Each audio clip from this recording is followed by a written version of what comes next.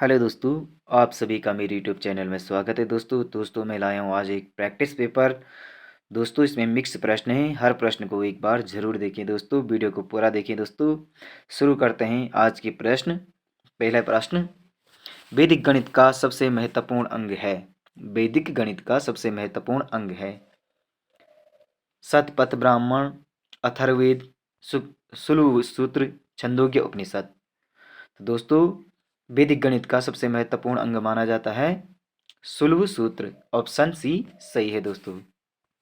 प्रश्न संख्या 2, भारत में सबसे बड़ा बौद्ध स्तूप कहाँ स्थित है। ए सारनाथ, बी सांची, सी गया, D Ajanta.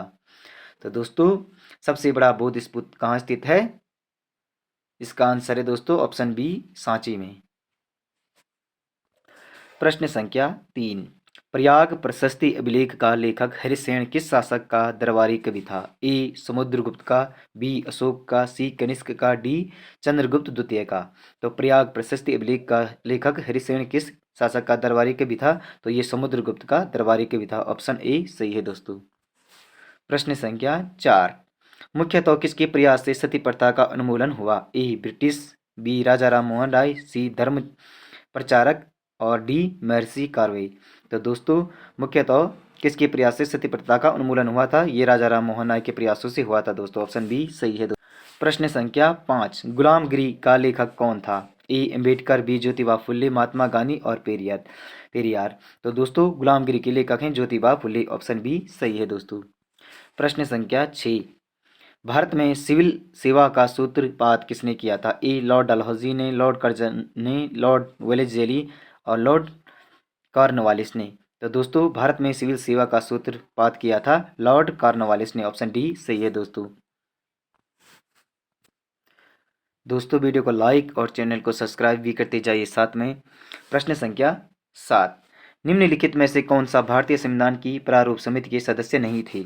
गोपालचार्य Ayyangar, Alladi Krishnaswami, B R Ambedkar, doctor Rajendra Prasad. तो भारतीय संविधान की प्रारूप समिति के सदस्य नहीं थे, तो डॉक्टर राजेंद्र प्रसाद नहीं थे दोस्तों। ऑप्शन डी सही है दोस्तों। प्रश्न संख्या 8, संविधान की उद्देशिका या प्रस्तावना का संशोधन कितनी बार किया गया है। ए 3 बार, बी 2 बार, 1 बार संशोधन नहीं किया गया। तो दोस्तों इसका आंसर है ऑप्शन ए सी 1 बार।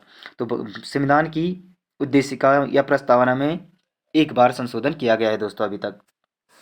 प्रश्न संख्या 9, संविधान का कौन सा अनुच्छेद मंत्रिपरिषद के गठन के बारे में आधारभूत नियम निर्धारित करता है। ए अनुच्छेद 24, अनुच्छेद 32, अनुच्छेद 75, अनुच्छेद 356। तो दोस्तों इसका आंसर है अनुच्छेद 75। ऑप्शन सी सही है दोस्तों। संविधान का कौन सा अनुच्छेद मंत्रिपरिषद के गठन के बारे में आधारभूत नियम निर्धारित करता है? तो अनुच्छेद 75 करता है दोस्तों। प्रश्न संख्या 10, भारत के किस राज्य में समान नागरिक संहिता लागू है। भारत के किस राज्य में समान नागरिक संहिता लागू है। मेघालय, केरल, हरियाणा, गोवा। तो दोस्तों गोवा में समान नागरिक संहिता लागू है दोस्तों। ऑप्शन डी सही है दोस्तों। प्रश्न संख्या 11, ऐसी अर्थव्यवस्था को क्या कहते हैं जिसका शेष विश्व से कोई संबंध नहीं है। ए समाजवादी अर्थव्यवस्था, समृद्ध या बंद अर्थव्यवस्था, मुक्त अर्थव्यवस्था या मिश्रित अर्थव्यवस्था। तो दोस्तों ऐसी अर्थव्यवस्था को कहते हैं समृद्ध या बंद अर्थव्यवस्था। ऐसी अर्थव्यवस्था को क्या कहेंगे जिसका शेष विश्व से कोई संबंध नहीं है? तो उसे समृद्ध या बंद अर्थव्यवस्था कहते हैं दोस्तों। प्रश्न संख्या 12, किसी राष्ट्र की राष्ट्रीय आय होती है सरकार का वार्षिक राजस्व, उत्पादन कार्यों का योगफल, सार्वजनिक क्षेत्र के उद्यमों का अधिशेष, निर्यात में आयात घटाकर। तो दोस्तों इसका आंसर है ऑप्शन बी उत्पादन कार्यों का योगफल। किसी राष्ट्र की राष्ट्रीय आय होती है उत्पादन कार्यों का योगफल।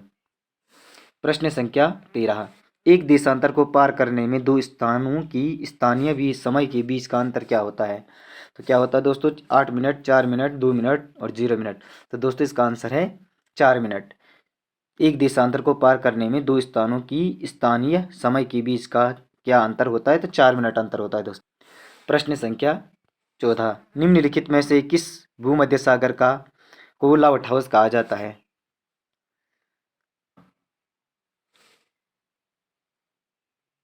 भूमध्य सागर का लाइट हाउस कहा जाता है दोस्तों। ए सिसली का स्ट्रोबोली, सिसिली का स्ट्रोम्बोली, इटली का विसुवियस और पश्चिमी द्वीप समूह का माउंट फिली और मैक्सिको की पेरोक्यूटिव। तो दोस्तों इसका आंसर है ऑप्शन ए, सिसिली का स्ट्रोम्बोली। प्रश्न संख्या 15। सहारा रेगिस्तान में शुष्क पवन हरमटन उड़ती है। उत्तर से दक्षिण, दक्षिण से उत्तर, पूरब से पश्चिम और पश्चिम से पूरब। तो दोस्तों इसका आंसर है ऑप्शन सी, पूरब से पश्चिम। सहारा रेगिस्तान में शुष्क पवन हरमटन उड़ती है पूरब से पश्चिम की ओर। प्रश्न संख्या 16। हवा के वेग से बनी रेतीले टीले को क्या कहते हैं? हमाद, भृगु या क्लिफ, गह्वर या शार्क या मरु टिब्बा या ड्यून। तो दोस्तों इसे कहते हैं मरु टिब्बा या ड्यून कहते हैं दोस्तों। हवा के वेग से बने रेतीले टीले को मरु टिब्बा या ड्यून कहते हैं। प्रश्न संख्या 17।